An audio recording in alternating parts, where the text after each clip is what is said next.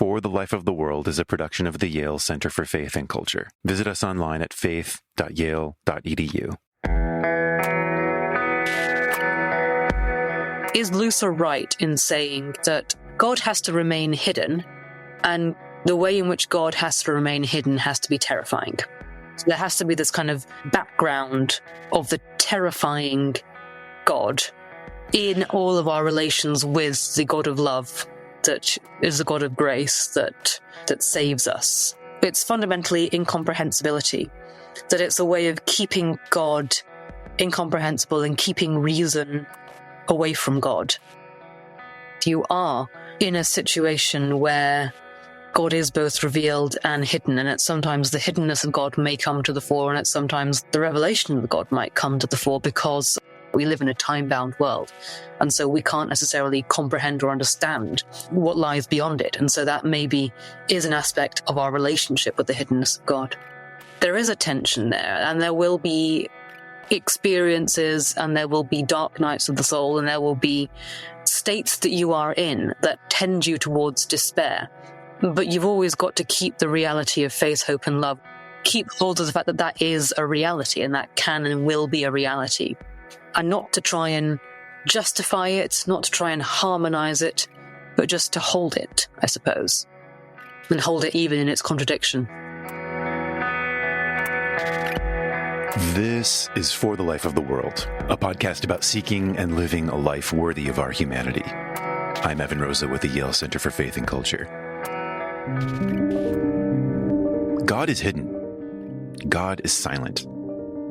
Is saying that sacrilegious? Or could it be the very ground of Christian faith? How do we make sense of what seems like a plain and obvious fact with the biblical record or the testimony of those who claim to see or hear God? Maybe you've felt this yourself. I have. But it turns out we're in good company. The psalmist anxiously prays, "Do not hide your face from me." Jesus prays, "Why have you forsaken me?" And after Mother Teresa died in 1997, some of her writing emerged that presented a very different picture of this canonized saint. Soon after hearing God call her into the service of the poor in 1946, God seems to have mostly disappeared, gone silent, and she fell into a long, dark night of the soul. Collected in the volume of letters and journal entries entitled Mother Teresa, Come Be My Light, she writes a raw and heartbreaking prayer that nonetheless may feel familiar to some of us. Lord my God, who am I that you should forsake me, the child of your love, and now become as the most hated one, the one you have thrown away as unwanted, unloved. I call, I cling, I want, and there is no one to answer. No one on whom I can cling. No one. Alone. Where is my faith? Even deep down, right in there is nothing but emptiness and darkness. My God, how painful is this unknown pain. I have no faith. I dare not utter the words and thoughts that crowd in my heart and make me suffer untold agony. So many unanswered questions live within me, afraid to uncover them because of the blasphemy. If there be God, please forgive me.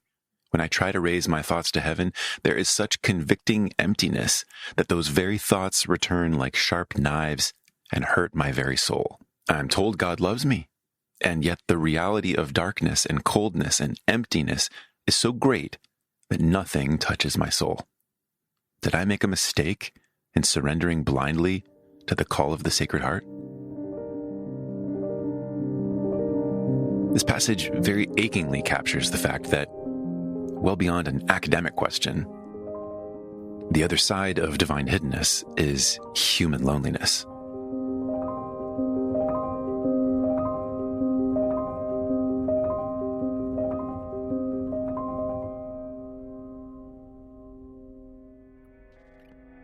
In this episode, philosopher Deborah Casewell joins me for a discussion of divine hiddenness. Deborah is Associate Professor of Philosophy at the University of Chester in the UK, author of Monotheism and Existentialism, and you would have heard her recently on the show talking about Simone Weil, the existentialist. Together we discuss the difference between God's abdication of the world and the idea that he might abandon it. Martin Luther's theology of the cross, the differences between the epistemic, moral, and existential problems with the hiddenness of God, the terror, horror, and fear that emerges from the human experience of divine hiddenness, the realities of seeing through a glass darkly while pursuing faith, hope, and love, and finally, what it means to live bravely in the tension and contradiction between the hiddenness of God and faith in God's presence. Thanks for listening. Deborah Casewell, thank you for joining me again on For the Life of the World. Thank you for having me again. The last time we spoke, it was about Simone Weil. I loved that conversation. And a fascinating thing about Weil is her concept of creation, decreation, and then abdication. And you helped me understand abdication as not a form of abandonment, but instead something that is sort of necessary in some sense for the world to be populated like it is with free and hopefully flourishing people. But I wanted to start this conversation on the hiddenness of God with a piece from Weil, and I'll read it. She writes in Gravity and Grace, "The presence of God. This should be understood in two ways. As creator, God is present in everything which exists as soon as it exists. The presence for which God needs the cooperation of the creature is the presence of God, not as creator, but as spirit. The first presence is the presence of creation. The second is the presence of decreation. He who created us without our help will not save us without our consent." And she references St. Augustine. Finally, God could create only by hiding himself. Otherwise, there would be nothing but himself. Now, as with most of Weil's writing, the first time you are exposed to it, it smacks of inscrutability and an obfuscation, but there's also something really interesting here as well. So if this kind of sets forth both a problem and her own proposed solution to divine hiddenness, I don't want to jump too far ahead here because hiddenness, it's a perceived problem. It's akin to the problem of evil or a problem of suffering in that there's a kind of longing for God who is hidden and unknown and unperceived and mysterious. So I don't know, this is my kind of foregrounding of the problem of divine hiddenness, but I'm curious, what are some of your starting points to understanding the problem or the question? I think I first came across the theological discussion on divine hiddenness in relation to the theology of the cross, which is the idea you get in Luther that God is hidden on the cross, that this God of kind of glory, power, majesty, omnipotence, so on and so forth, is hidden in the suffering and the ignominy of the cross. But that the cross is also is also the revelation of God as well, that God is simultaneously the God of power and glory and the God of suffering and, suffering and pain and humiliation as well. So in that way, the glory of God is hidden in its opposite. So that's the first way you kind of usually talk about it, that God hides under God's opposite, which is what we don't expect to be associated with God. And for Luther, this becomes a way of contradicting people who want to associate earthly power and earthly glory with God. Because he says, no, the revelation of God, is suffering and death and humiliation instead. So, and as you say, it always relates in some way to evil and suffering in some way, as a way of understanding it, of kind of like God sympathizes, God understands what suffering is, is what God goes through as well. But also God is powerful, but chooses not to be powerful. And that kind of links the Simone Weil thing as well, that God is powerful, but chooses not to be in relation to us. And we have to find God differently. Mm-hmm.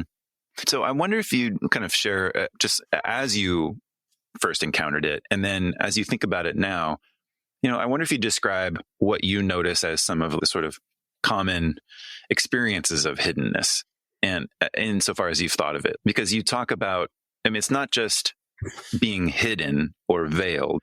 There's also the concept of being alien or alienating. And then there's the concept of terrifying, the terrifying God, as you put it. And so I'm wondering if you can kind of describe some of the sort of the human experience around hiddenness as it's been written about through history and as you think about it. Yeah, I think in some ways you could probably detail three ways in which people talk about the hiddenness of God. There's the epistemic hiddenness of God, the idea that God is beyond human knowledge. So the hiddenness of God has to do with the capacity of human reason and human thought to ever encapsulate God. So God remains hidden, even though God fully is given in the incarnation or in creation, because if you were to grasp God with our minds, then we'd be denying the power of God. So I think that's one aspect. Or denying our own limitations, perhaps. Yeah, or denying, I'm kind of making ourselves an idol. I think that's that's partly Calvin's concern with it, isn't it? Kind of, making ourselves into an idol. It's like, making our reason into an idol. Again, Luther is also concerned that we make reason into an idol as well, that we can then sluice out the divine and know everything about it. So there's a kind of epistemic hiddenness, and that can take several forms. You get that in kind of apophatic theology where you can't talk about God. You just can't talk about God, and so you talk about God by not talking about God. Yeah. Or kind of classic texts like, the cloud of unknowing. And, if you talk about God, you enter into the cloud of unknowing. I think that's one kind of hiddenness, fundamentally. Okay. Yeah.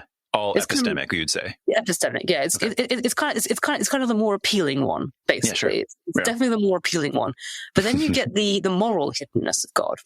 And this is what people find really troubling in, I think, Calvin and Luther. I think that's what Gerrish points out as well, that there is a sense in which the way in which God is revealed, or the way in which God acts in the world, has a kind of moral terror to it, where the desires, the aims, the purposes of God are hidden in that. And so Luther finds this in predestination, the idea that God damns many and saves a few. He says that is terrifying, and that is part of the incomprehensibility of God. So there's that kind of moral aspect of it as well. Right. I think that's one way. And the third one I'd say is a kind of existential hiddenness of God, which is where you have, or a kind of even a phenomenological, some kind of human experience, where the hiddenness of God makes you feel terrified in some way. But that's also part, and then sometimes that's part of the revelation of God, and sometimes it's part of the absence of God as well, as you were talking about. That God's hiddenness leads to anxiety, leads to that kind of terror as well. With those three in hand, with those three ways of approaching hiddenness, it might make sense to sort of take them in turn and try to learn what we can from like how people have observed this phenomenon. And I think it's kind of one of the ways I wanted to situate this is with respect to revelation as well. Because when we think about the story of theology, maybe the story of human reflection on the divine, which is based on, I think, some kind of story of human engagement and encounter with the divine. These things seem to be at odds when you begin to kind of work through them. That hiddenness in its epistemic and moral and existential forms, at least on its face, seems to be at odds with the concept of divine revelation, whether it's general or special, through the use of reason or through the use of the scriptures or some other miraculous experience. And I'm just curious what you make of that. I mean, Luther's kind of the big authority on the hiddenness of God in the kind of the existential and moral sense. It's linked a bit with the epistemic, but I think he's the more kind of the moral and existential sense. Okay. For him, it's a way of making sense of the feeling of kind of terror, I think, that he feels around the figure of God. And for him, it almost seems like that the incomprehensibility of God in some way should be one that evokes in you terror. So in a way that the power of God is revealed not just in, I suppose, love, in grace, but you're kind of reminded that what you're dealing with is God here. That it can't all be kind of, sunshine and flowers, that that the nature of God is such that there is something terrifying about God. I think he's trying to express that there as well. So that God never becomes comfortable, or God never gets accommodated to our measure. So and part of that is to be like, God has to remain terrifying. We have to remain able to be terrified of God so that we're never comfortable. We never accommodate God. We never make God into an object of our reason and comfort. That's so fascinating, though, because I think some people may find that counterintuitive. Yes. To hear that, that it's important in some sense to retain that sort of sense of terror. And here I might ask you to offer some distinctions, or whether you find any, between terror, horror, and fear. I'm not sure I could totally offer clear distinctions between the three. I am thinking of a kind of, there's a sort of fear that can kind of get cast as reverence. There's a fear that can, that just appeals to some kind of threat. But then when we elevate it to the sense of terror, it seems to kind of go to an existential place. Yeah. And when I'm thinking of horror, I'm thinking of Marilyn McCord Adams and sort of the meaning destroying nature of it as well. So this is all fear talk. And this does seem to be embedded in human nature in an important way, that which is hidden terrifies. It terrifies us. Yeah. It's like we'll terrify the sea. Who knows what's down there? That kind of thing. It's that kind of relationship. Sure. But the terror is also deep cave, or the thoughts in another person's mind. Yes, or the sublime or something. Yeah. But in some ways, that kind of terror means that you respect it. You kind of hold it in esteem because it is terrifying. Yeah, indeed. Yeah. Yeah. It demands a particular form of careful interaction. Yeah. Yeah. Yeah. So I think the problem that people have with Luther, so the reason I'm coming back to Luther a lot is because he is the center of discussion. And when in the 20th century, people are trying to deal with Luther, they're just like, oh, what's this weird thing about the hidden God here? What's this weird thing about the left hand, God's alien works and God's proper works? What's going on there? What do we do with this? And so some people try to ignore it. Some people try to be like, oh, let's see if we can harmonize Luther's thought to make it such that he's not saying what he's saying, basically. And some people are just like, well, maybe we should just try and, some people are just like, well, what would happen if we just took it and said this is an aspect of what God is?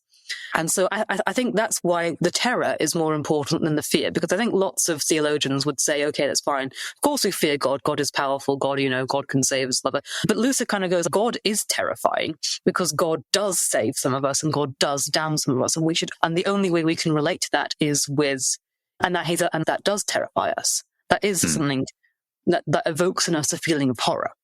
Yeah. But in some ways, that's the and Luther's response to it, in one sense, is just to be like, we should just not pry into that. He quotes this Socratic, that which is above us does not concern us. We should not pry into it. We should let God be God in that respect and leave it as that. Whereas I think what I've worked on specifically has been two attempts to harmonize that, or not even harmonize that, to just get around that problem. So both Barth and Luther find it interesting, but they also find it deeply problematic, a real problem in Luther. And they try to harmonize it through their relationship with contemporary, with the philosophy at the time. They see particular philosophies at that time, essentially the alien work of God, or they express the alien work of God appropriately. And interestingly, those are philosophies which dwell on the terror and the anxiety of human existence in relation to the nothingness, the lack of meaning that there is in life. Yeah, that's very interesting. So then, I would love to hear, you articulate how you're trying to approach this and what you think is sort of to this point, in taking 20th century theology into account and taking the history of theology into account. What questions surrounding this do you want to really focus in on in order to explore this area? I'd say one is, do you think that Luther is right, I suppose? Is Luther right in saying that God has to remain hidden, and the way in which God has to remain hidden has to be terrifying? So there has to be this kind of background of the terrifying God in all of our relations with the God of love, that is the God of grace, that saves us. Now, that's one thing I think. Is Luther right?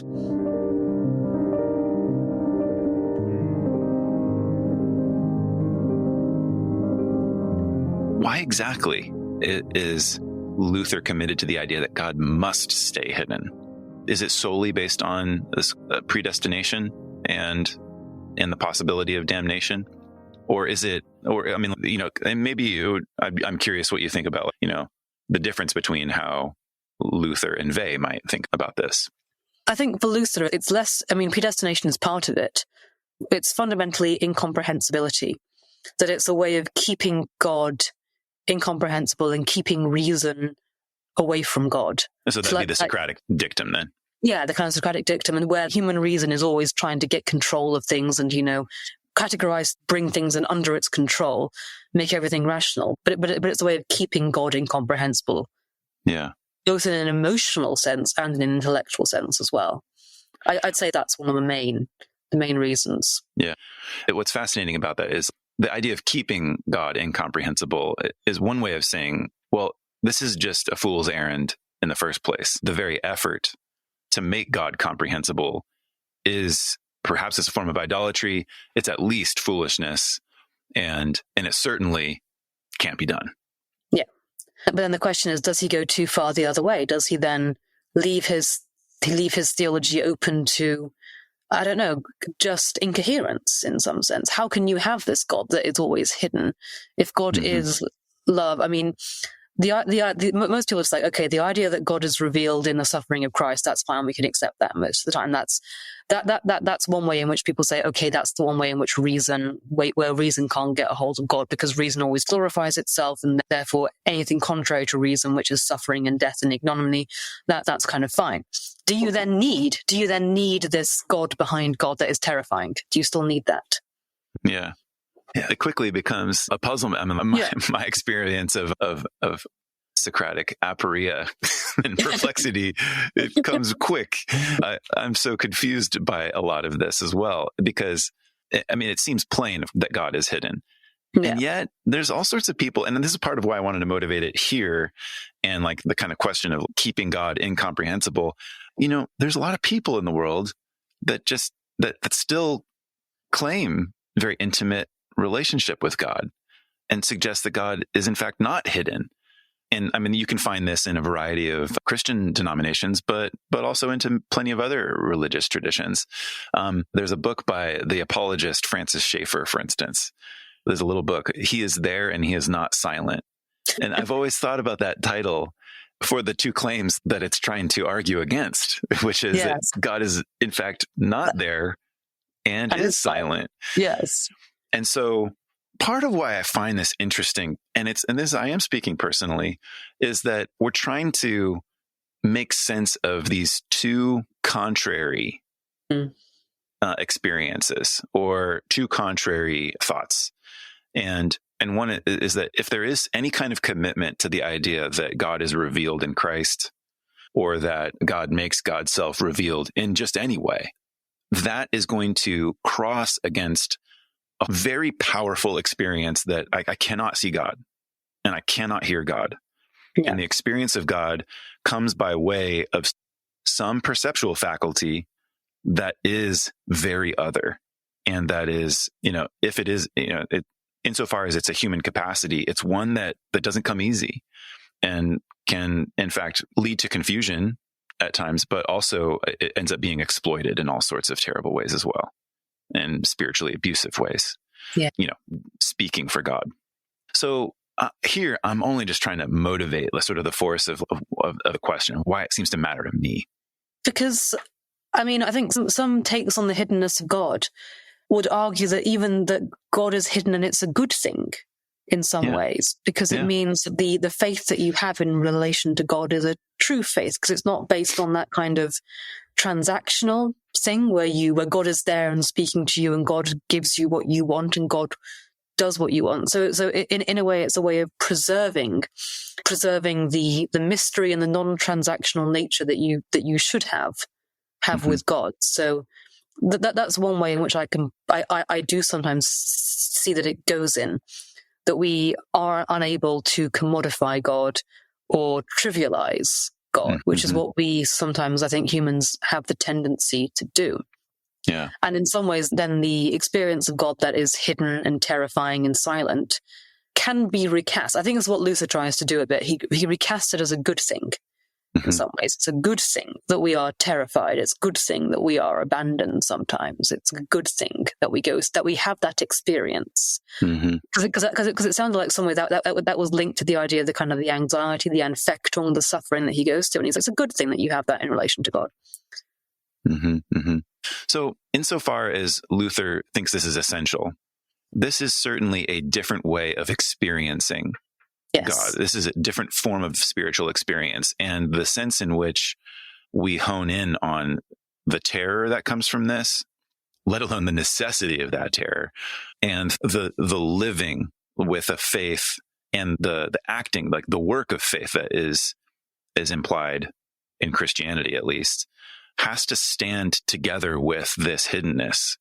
Yeah. What I wanted to explore was how theologies that wanted this kind of complete revelation of God in Christ were both still fascinated by divine hiddenness, and they wanted to keep the complete revelation of God, but also the hiddenness of God in the event of revelation, but also not necessarily endorse Luther's terrifying God. But the way in which they tried to deal with the hiddenness of God, to say that Luther was in some ways right, that human existence is formed of experiences of suffering, of anxiety, of terror. You say despair as well. Despair, meaninglessness, it deals with those things, and it has to in some way combat these things as well. And the way in which they wanted to kind of harmonize Luther's terrifying God was to say that contemporary philosophies that had the key human feature or the key human existential state as being that of anxiety and despair,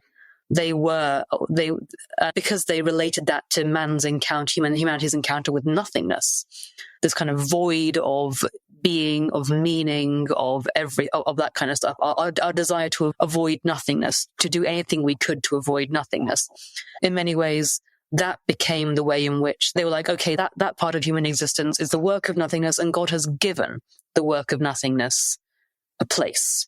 And that is the alien work of God. So you still have God terrifying us, but God terrifies us in a kind of manageable, controllable manner that he's overcome.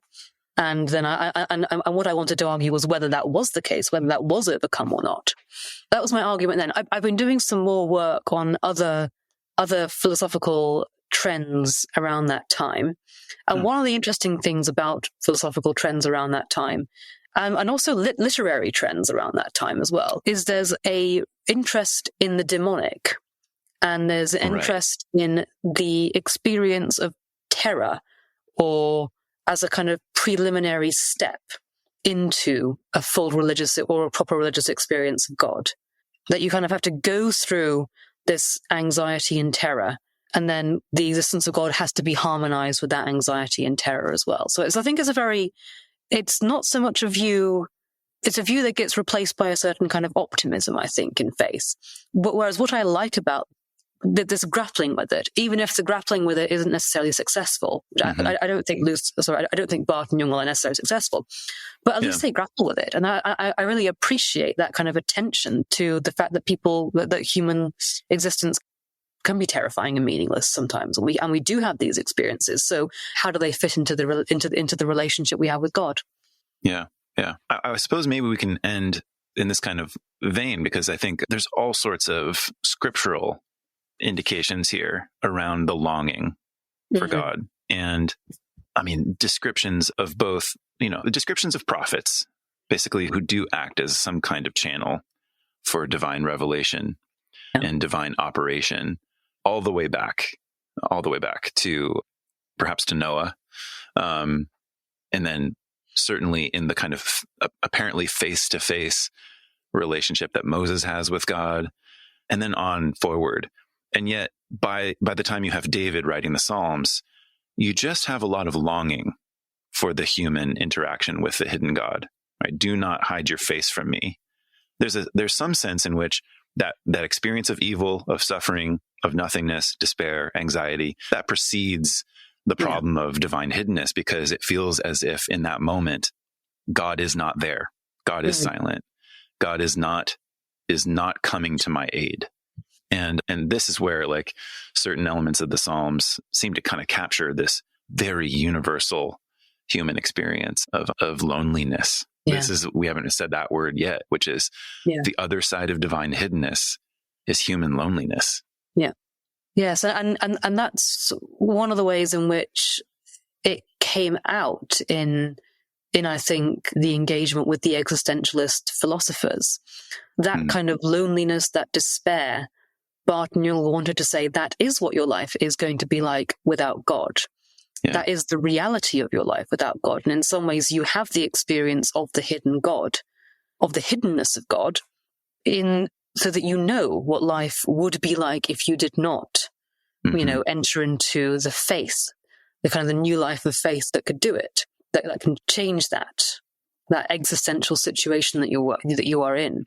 I don't know whether that's an adequate response, but it does say that these questions, this desire for God, this feeling of loneliness, this engagement with God is in some way a kind of like sort of it's a tension. It's always going to be a tension in the experience of faith that faith doesn't necessarily obviate, because we're not actually, because I suppose at least the theologians say, but you're not in the fullness of God's presence. But this is what the reality of life without God is, and the hiddenness of God shows you what the reality of life without God is.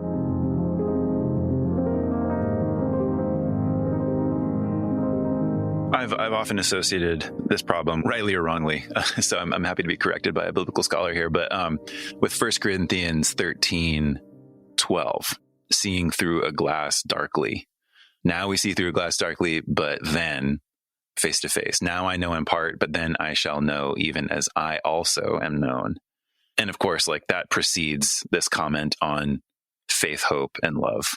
And that's fascinating. Those are the things that abide in the face of this kind of epistemic, moral, existential limitation or hiddenness, Curious if that resonates or if there's anything to draw from that particular comment, seeing through a glass darkly. Yeah, so I think that's what the hidden God in some ways presents to the quality of human existence on earth. You are in a situation where God is both revealed and hidden, and sometimes the hiddenness of God may come to the fore, and sometimes the revelation of God might come to the fore because of the nature of your existence in the world as it is, your nature as a kind of temporal being who has to deal with the possibility of things ending, of possibilities ending, of time that runs out and everything, that we just exist in a different quality. The life we have is a different quality to what the opposite is, to what the eternal is, to what the constant renewal possibility is. We live in a time-bounded world. And so maybe that's how I see kind of looking through a glass darkly, that we live in a time-bound world. And so we can't necessarily comprehend or understand what lies beyond it. And so that maybe is an aspect of our relationship with the hiddenness of God. In the same way that you sort of admire Luther, Barth, Jung for their struggle with hiddenness, I think this is one of the takeaways for me, at least for the moment. And of course, the inability for us to be able to answer such a question, right, is being willing to stick with the struggle around it. And that the question of hiddenness isn't something to be erased. It's something that can't be answered. The very definition of answering it would to be God.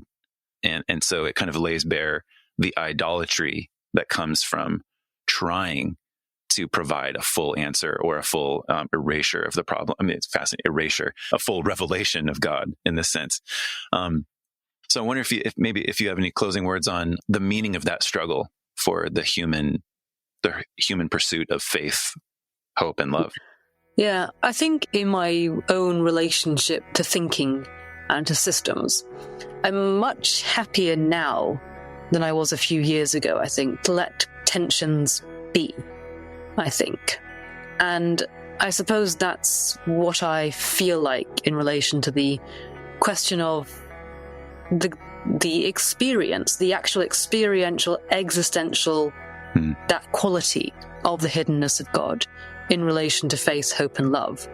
That there is a tension there, and there will be experiences, and there will be dark nights of the soul, and there will be states that you are in that tend you towards despair.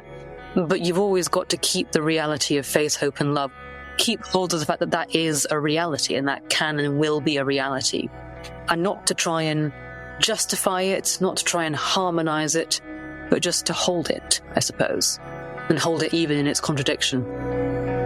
That's a wonderful, fitting way to end. Deborah, thanks for joining me. Oh, thank you very much.